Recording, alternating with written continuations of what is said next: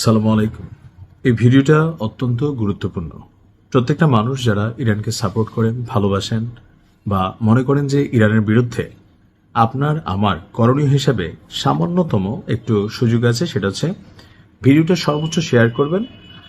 আর পাশাপাশি কমেন্টে আপনি যেই ভাষায় ভালো পারদর্শী, হতে পারে সেটা আরবি, হতে পারে সেটা বাংলা, উর্দু, ফার্সি, ইংরেজি, যে ভাষায় আছে, ইরানের বিরুদ্ধে এই যে জাতিসংঘ গোপনে পারমাণবিক হামলার প্রস্তুতি নিচ্ছে, এই যে একটা স্পর্শকাতর তথ্য সামনে এলো, এটা নিয়ে প্রত্যেকেই প্রত্যেকের জায়গা থেকে প্রটেস্ট করবেন। প্রটেস্টের জন্য প্রথমে ভিডিওটা শেয়ার করবেন, শেয়ারের সাথে একটু ক্যাপশন লিখে দিবেন যে উই ওয়ান্ট জাস্টিস বা সামহাউ, আপনি যে ভাষাতে পারদর্শী।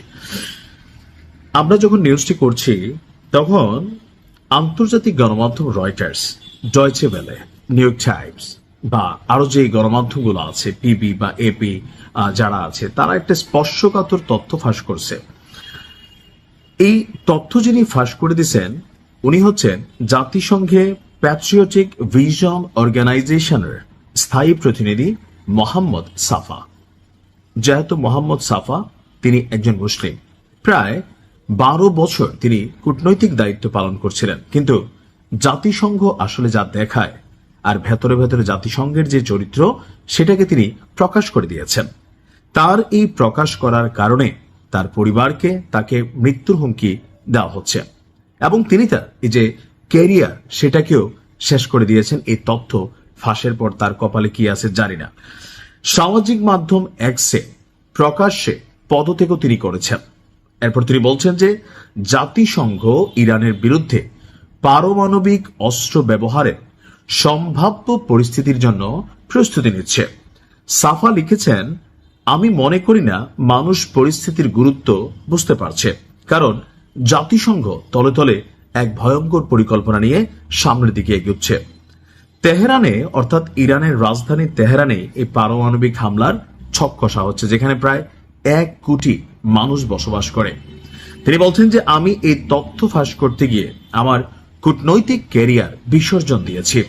নিউক্লিয়ার উইন্টার ঘটার আগে, অর্থাৎ এই পারমাণবিক কি বলা হয় যে ঘটনাটা ঘটার আগেই তার ঠেকাতে আমি আমার দায়িত্ব স্থগিত করেছি, যাতে এই মানবতা বিরোধী অপরাধের অংশ হিসাবে আমাকে আজীবন এর দায়ভার বহন করতে না হয়। অর্থাৎ যেহেতু তিনি খুব ঊর্ধ্বতন একজন কর্মকর্তা, তিনি এই তথ্যগুলো জানেন। চাকরি রক্ষায় বা টাকার জন্য, তার ক্যারিয়ারের জন্য তিনি এতগুলো মানুষের জীবন নিয়ে খেলতে চাচ্ছেন না। তিনি বলছেন যে জাতিসংঘের শীর্ষ কর্মকর্তারা একটি শক্তিশালী লবির স্বার্থ রক্ষায় ভিন্নমত দমন করছে। শীর্ষ কর্মকর্তারা গাজায় যা ঘটেছে তাকে গণহত্যা, লেবাননে যা ঘটেছে তাকে যুদ্ধাপরাধ এবং জাতিগত নির্মূলকরণ এবং ইরানের বিরুদ্ধে যুদ্ধকে আন্তর্জাতিক আইনের লঙ্ঘন বলতে অস্বীকার বোধ করছেন। তিনি বলছেন যে 2023 সালের অক্টোবরের পর ভিন্নমত প্রকাশের চেষ্টায় তিনি নিজের এবং পরিবারের জন্য অনেক সাফার হয়েছেন। ইরানের পারমাণবিক হুমকির যেই প্রস্তুতি তৈরি করা হচ্ছে, এ সম্পর্কে মুহূর্তের মধ্যেই সবকিছু এলোমেলো হয়ে যাবে। আর এই বিষয়টাকে অত্যন্ত গোপনীয়ভাবে, কঠোরভাবে নিয়ন্ত্রণ করা হচ্ছে।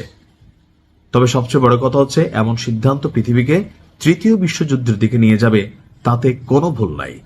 আর এই ঘটনা, এটার জের ইরানকে হয়তোবা আগামী 100 বছর টানতে হবে। ট্রাম্প বলতেছিল যে ইরানকে প্রস্তর যুগ, অর্থাৎ প্রাগৈতিহাসিক যে আমরা যুগকে বলি, ইতিহাস যেখান থেকে লিপিবদ্ধ করা হয়েছে তাকে আমরা গণনা করতে পারি, বা এই যে যেমন ইংরেজি সাল, লাইক আমরা এখন 2026-এ আজকের দিনে আমি নিউজটি করছি হয়তো এপ্রিলের 4 বা 5 তারিখে, এটা হচ্ছে খ্রিস্টীয় শতাব্দী, অর্থাৎ যীশু খ্রিস্টের জন্মের পর থেকে এই সালটা গণনা করা হয়। তো এর আগে কি ছিল না? পৃথিবী লক্ষ লক্ষ বছর যাবত চলছে। তো যেই যুগের ইতিহাস খুব বেশি লিখিত হয়নি খাতা কলমে, তাকে বলা হয় প্রাগৈতিহাসিক, অর্থাৎ ইতিহাস লিখার আগে। আপনি একটা হলিউডের ছবি আছে 10,000 BC, আপনি এই ছবিটা দেখবেন তাহলে বুঝবেন যে ওই যুগটা কেমন ছিল।